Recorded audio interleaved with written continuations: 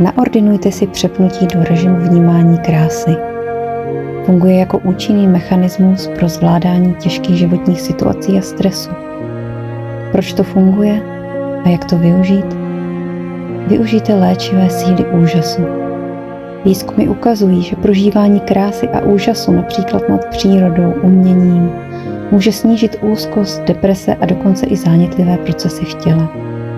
Změňte zaměření. Když se zaměříte na krásu, přenášíte pozornost z minulosti nebo z obav z budoucnosti do přítomného okamžiku.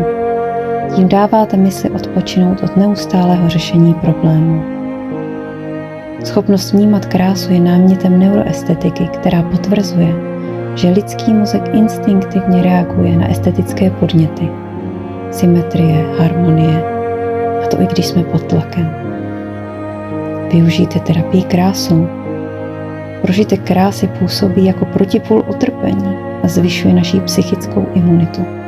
I v situacích, kdy se zdá, že je nejhůř, při extrémním stresu, dokáže vědomé zaměření na estetický věm, jako je třeba západ slunce, květina nebo hudba, obnovit naději. Jak na to v praxi? Najděte si alespoň jeden krásný detail nebo obraz denně, na procházce, v knize, v umění. Zastavte se a plně se soustřeďte na estetický věm, aniž byste ho hodnotili.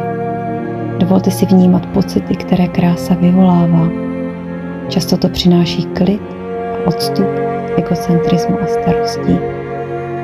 Tento přístup neznamená ignorování problémů, ale načerpání vnitřní síly k jejich zvládnutí. Tak se kochejte, nabíjejte a dočerpávejte vnitřní sílu krásou.